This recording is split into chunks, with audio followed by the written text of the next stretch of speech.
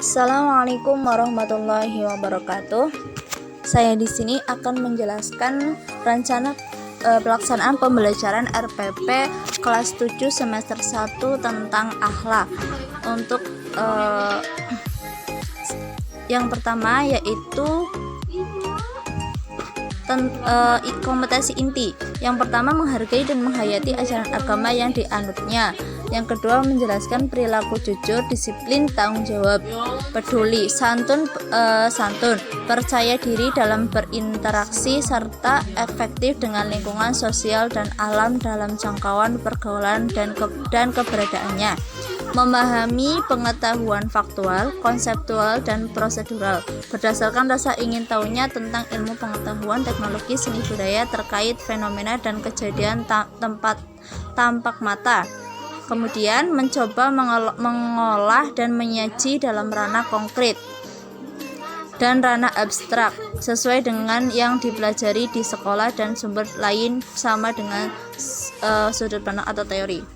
Kemudian kita tentang kompetensi dasar.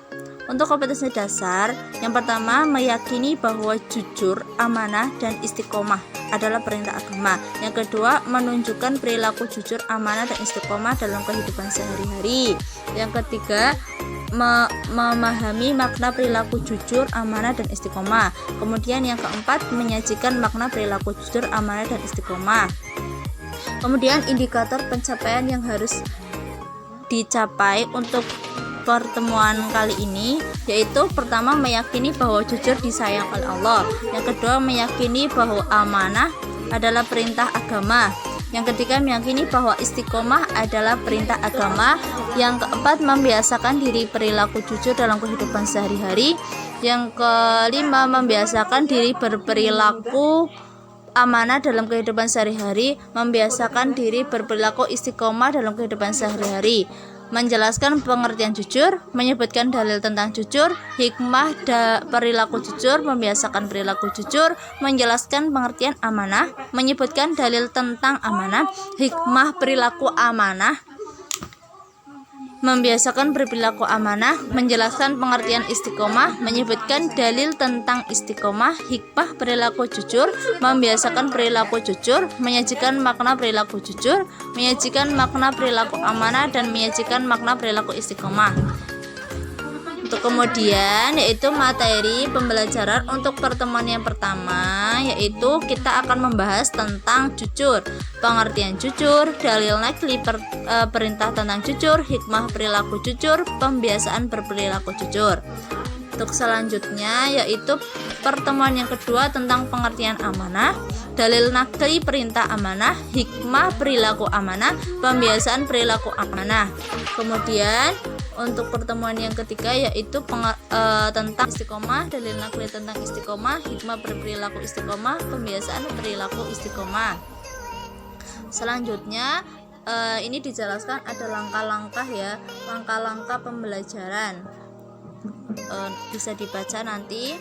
Untuk kemudian kita akan langsung penilaian remedial dan pengayaan. Penilaian remedial dan pengayaan. Teknik penilaian. Penilaian yang pertama yaitu dinilai dari aspek sikap. Yang kedua aspek pengetahuan, aspek keterampilan. Aspek sikap di situ ada observasi, penilaian diri, penilaian antar teman. Yang kedua aspek pengetahuan ada tes tertulis dan penguasaan. Yang ketiga aspek keterampilan ada kinerja. Kemudian instrumen penilaian dan pedoman perskoran. Yang pertama pertemuan pertama sikap, pengetahuan, dan keterampilan. Terus kemudian ada pengayaan. Pengayaan di sini diminta menguasai materi, kemudian mengerjakan soal. Pengayaan berupa hikmah-hikmahnya. Kemudian ada remedial. Remedial ini dilakukan jika nilai siswa tidak tercapai memenuhi KKM ya.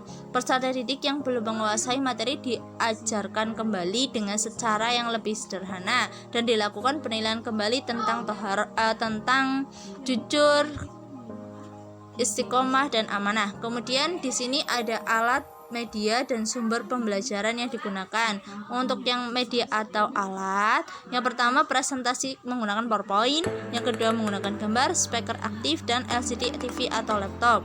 Kemudian bahan yang digunakan yaitu dapat berupa kertas plano, lem atau double tip. Kemudian sumber pembelajaran di sini diambil dari Departemen Agama RI, buku tentang Al-Quran terjemah. Kemudian ada Muhammad Ahsan dan Syuyati, Pendidikan Agama Islam dan Budi Pekerti. Kemudian ada Pendidikan Agama Islam Budi Pekerti. Demikian rencana pelaksanaan pembelajaran. Bisa dilihat di sini akan ada penilaian antar siswa juga. Terus ada pertanyaannya. Demikian yang dapat saya sampaikan. Saya mohon maaf apabila banyak kesalahan.